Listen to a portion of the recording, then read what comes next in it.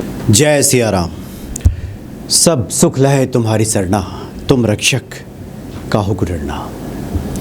पूजा पाठ, ईश्वर का दर्शन, हनुमान चालीसा का पाठ, हनुमान जी का सुमिरन कीर्तन कभी निष्फल नहीं जाता। बाबा नीम करोली महाराज ने कई मौके पर भक्तों को इस तरफ ध्यान दिलाया। बहुत सारे भक्तों को शिकायत रहती है कि वो पूजा पाठ करते हैं, हनुमान जी की आराधना करते हैं, हनुमान चालीसा का पाठ करते हैं, न जाने उन पे कृपा क्यों नहीं हो रही। लेकिन बाबा जी के अलौकिक प्रसंगों को जब आप सुनेंगे, पढ़ेंगे, तो अब जानेंगे कि बाबा जी ने कई मौके पर अपने भक्तों को बताया कि हनुमान जी सदैव कृपा करते हैं, हर क्षण मदद करते हैं। कई बार हम उन चीज़ों को समझ नहीं पाते। गोस्वामी जी ने श्री रामचरितमानस में प्रभु श्री राम के मुख से कहलवाया है कि यद्यपि सखा तव इच्छा नाही, मोर दरस अमोघ जग माही। प्रभु श्री राम विभीषण से कहते हैं कि मित्र, आपकी ऐसी कोई इच्छा नहीं है राजा बनने की, लेकिन मेरा जो दर्शन है वो अमोघ है, ये आपको मिलेगा। चूँकि ये दर्शन का प्रतिफल है कि व्यक्ति खाली हाथ कभी नहीं लौटता। अगर आप संतों का दर्शन करें, ईश्वर का दर्शन करें, उनका कीर्तन करें, मनन करें, पाठ करें, तो निश्चित ही आपको मिलेगा। कई बार तो आप नहीं भी चाहते तब भी मिलता है जो आपके लिए उचित है। और मनोरथ अगर व्यक्ति का है वो तो पूरा होता ही होता है। आपने जिसके बारे में नहीं सोचा है वो भी मिल जाता है। बाबा जी ने कई बार इस ओर ध्यान दिलाया है। एक बार का किस्सा है कि बाबा कैंची के आश्रम में, कैंची धाम के आश्रम में वहाँ मौजूद थे और एक नवयुवती जो कि फ़ोटोग्राफ़र थी, बाबा जी का फ़ोटो खींचना चाहती थी, तो कैंची धाम के आश्रम में पहुँच गई। लेकिन बाबा जी उस वक्त कमरे के भीतर थे।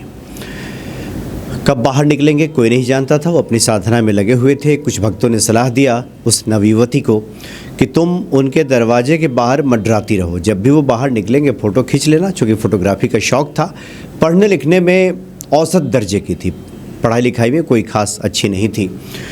तो भक्तों ने सलाह दिया तो वो नवयुवती बाबा जी के कमरे के बाहर उसी प्रकार से मंडराने लगी। थोड़ा समय बीता तो बाबा जी बाहर आए और बाहर निकलते ही कहते हैं कि चले जाओ यहाँ से, यानी उसे जाने के लिए कहा। लेकिन वो युवती अड़ गई। उसने कहा कि मैं आपकी फ़ोटो लेना चाहता हूँ, फ़ोटो खींचना चाहती हूँ। तो बाबा जी ने कहा कि बड़ी ज़िद्दी हो, जाओ यहाँ से। तो युवती ने कहा कि नहीं, वो फ़ोटो खींचे बगैर यहाँ से नहीं जाएगी। तो बाबा जी ने कहा ठीक है, फिर आ जाओ अंदर, खींच लो फ़ोटो। तो उस युवती ने कहा कि भीतर अंधेरा है, फ़ोटो नहीं आएगा, आप बाहर आइए। बाबा जी ने कहा कि नहीं, जिद छोड़ो, भीतर ही फ़ोटो खींचो। वो भीतर गई, उसने फ़ोटो निकाला अंधेरे में ही। बाद में देखा गया कि फ़ोटो बिल्कुल ठीक आया था। बाबा जी ने उस वक्त उससे पूछा कि क्या तुम्हें डॉक्टर बनना है? तो उस लड़की ने कहा कि इस बारे में तो उसने कभी सोचा ही नहीं है कि वो डॉक्टर बनेगी, पढ़ाई लिखाई में वो ठीक नहीं है। हाँ, फोटोग्राफी करती है, डॉक्टर बनेगी ये तो उसने कभी सोचा ही नहीं था।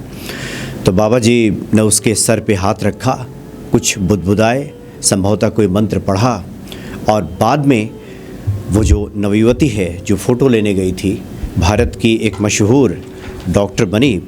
और इसका जिक्र किया है बच्चन सिंह जी ने बाबा नीम करोड़ी के अलौकिक प्रसंग में। डॉक्टर श्रीमती पीके नाम से काफ़ी मशहूर हुई, जो कि पढ़ाई लिखाई में बिल्कुल औसत दर्जे की। डॉक्टर कभी बनना है उसने कभी सोचा ही नहीं था। तात्पर्य ये है कि संतों का दर्शन कभी खाली नहीं जाता, और कुछ ना कुछ आपको मिलता ही है। बल्कि आपने जितना सोचा नहीं है, जितना जिसके बारे में अनुमान नहीं लगाया है, उतना मिल जाता है। इसलिए जो भी भक्त बाबा नीम करोली के दर्शन करते हैं, किसी भी संत का दर्शन करते हैं, और बाबा नीम करोली तो उसमें से सबसे अलौकिक हैं, हनुमान जी के ही प्रतिमूर्ति कहे जाते हैं। आप हनुमान चालीसा का पाठ करते हैं, आप सुंदरकांड का पाठ करते हैं, हनुमान जी के विग्रहों का दर्शन करते हैं, हम हनुमान जी के कथा का श्रवण करते हैं, लीलाओं का गुणगान करते हैं, आपको आनंद आता है हनुमान जी के बारे में सुनने में, तो यकीन जानिए जो भी आपके लिए उचित होगा, बल्कि आपने जितना सोचा नहीं है उतना हनुमान जी आपको दे देते हैं। एक और जो हमने शुरू में जिक्र किया कि लोगों की शिकायत रहती है कि ईश्वर सुन नहीं रहे, ईश्वर कृपा नहीं कर रहे, जबकि हमारे दैनिक जीवन में हर क्षण कृपा हो रही होती है। कई बार हमें उसका एहसास नहीं होता, हमें अनुभूति नहीं होती। कई बार कुछ चीज़ें हमारे जीवन में अच्छी घटती हैं तो हम उस ईश्वर का प्रसाद समझना भूल जाते हैं और उसे अपने हम बुद्धि, कौशल और सामर्थ्य, पुरुषार्थ का परिणाम मान लेते हैं कि हमने ऐसा किया है, हमने अपनी बुद्धि से ये समझा है, हमने अपने कौशल से किया है, ये मेरा पुरुषार्थ है। आमतौर पे व्यक्ति यही मान लेता है। बाबा नीम करौली जी ने एक भक्त को इसका एहसास दिलाया कि किस प्रकार से संत और ईश्वर कृपा करते हैं। बाबा जी का एक भक्त हल्द्वानी में रहा करता था। हल्द्वानी में एक छोटा सा कमरा लेकर वो रहा करता था और ठंड का मौसम था। एक बार वो अपने मित्र के साथ हल्द्वानी में कमरे से बाहर निकलकर बातचीत कर रहा था कि बातचीत के क्रम में अचानक उसका ध्यान गया अपने कमरे के भीतर और देखा कि एक काला नाग वहाँ पे रेंग रहा है। तो उसे घबराहट हुई। बाबा जी का भक्त था, उसने सोचा कि हो सकता है शायद कोई बाबा जी की ही लीला हो, लेकिन उसकी नज़र पड़ गई थी उस पर, तो सतर्क हो गया, सावधान हो गया और सांप को वहाँ से भगाया। और इस तरह से उस सांप ने उसका कुछ नहीं बिगाड़ा। 2-4 महीने जब बीते तो बाबा जी से जब उसकी मुलाकात हुई तो बाबा जी से उसने उलाहना भरे स्वर में कहा कि बाबा जी, हम तो आपके इतने बड़े भक्त हैं, आप तो मेरी कोई मदद नहीं करते, आपकी कृपा तो मुझे प्राप्त ही नहीं होती है, इतने मेहनत से हम काम धाम करते हैं, मेरा जीवन चलता है, आप कहाँ मदद करते हैं। बाबा जी ने कहा कि क्यों, हमने मदद की नहीं, तुम्हारी सांप से जान तो बचाई थी, तुम्हारे तो जीवन पर संकट था, सांप आया था ना तुम्हारे घर में, और मेरी ही प्रेरणा से मैंने ही तो तुम्हें कहा था कि उस सांप की तरफ देखो और तुम सतर्क हुए, उस सांप को वहाँ से हटाया। तो बाबा जी ने एहसास दिलाया कि उन्हीं की प्रेरणा से, इसलिए हमारे जीवन में कई बार कुछ इस तरह की परिस्थितियाँ पैदा होती हैं, इस तरह की कुछ घटनाएं जब घटती हैं तो आमतौर पे हम मान लेते हैं कि ये तो हमारे पुरुषार्थ का नतीजा है, ये तो हमारी ही बुद्धि है, ये तो हमारी चतुराई है, यह हमारा कौशल है, यह हमारा चातुर्य है कि मेरा ध्यान उस तरफ चला गया, मैं बच गया, मैं सावधान हो गया, मैं चतुर हूँ। आमतौर पे व्यक्ति यही समझता है, लेकिन विश्वास कीजिए ये सब ईश्वर की प्रेरणा से ही होता है। नहीं तो मतिभ्रम भी हो जाता है। कई बार व्यक्ति समझ नहीं पाता कि उसके लिए क्या सही है और क्या गलत है। एक विवेक रूप में हनुमान जी ही मदद कर रहे होते हैं किसी व्यक्ति को, जो कि इस संसार में सब मिश्रित है, गुण दोष से मिलकर के ये पूरा संसार बना है। अच्छे भी हैं, बुरे भी हैं, अच्छा क्या बुरा क्या, ये जो पहचान भीतर किसी व्यक्ति की आती है जिसे हम विवेक कहते हैं, ये विवेक बुद्धि आखिर कौन देता है, वो ईश्वर ही तो है। और कई बार वो कृपा जब नहीं प्राप्त हो रही होती है और वहाँ मतिभ्रम की स्थिति जब आ जाती है और व्यक्ति फंस जाता है तो बाद में कहता है कि न जाने हमारा ध्यान उस तरफ क्यों नहीं गया, न जाने हमने इस पर ध्यान क्यों नहीं दिया, पता नहीं क्या हो गया था। तो इस तरह की जो बातें आती हैं जिसकी वजह से व्यक्ति उस ईश्वर तत्व को, ईश्वर की महिमा को समझ नहीं पाता। तो बाबा जी का जो जीवन चरित्र है, जो अलौकिक प्रसंग है उनके, जब इसका श्रवण आप करेंगे तो आपको लगेगा कि बाबा जी कोई बहुत बड़े कर्मकांड में लोगों को नहीं उतारते थे।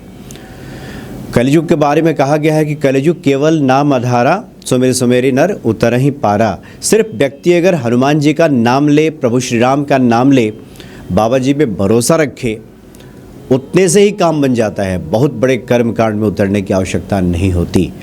संशय करना ठीक नहीं। बाबा जी ने कई मौके पर अपने भक्तों से कहा है, और इसके पहले हमने एक बार एक प्रसंग में इस बात की चर्चा भी की है कि बाबा जी भक्तों से कहा करते थे कि साधु पे अविश्वास करता है, साधु पे संशय रखता है, हनुमान जी पे भरोसा नहीं है। वो कहते थे कि इस तरह की बातें जब लोगों के भीतर आती हैं तभी वो ईश्वर की कृपा से वंचित हो जाता है। तो अलौकिक हैं बाबा जी के प्रसंग, और इन प्रसंगों को पढ़ने के बाद, सुनने के बाद, इसका चिंतन करने के बाद एक अलौकिक अनुभूति होती है, और जो हृदय है वो ईश्वर के प्रति अनुराग और विश्वास से भर जाता है। ऐसे है बाबा नीम करौली जी महाराज। जय सिया राम।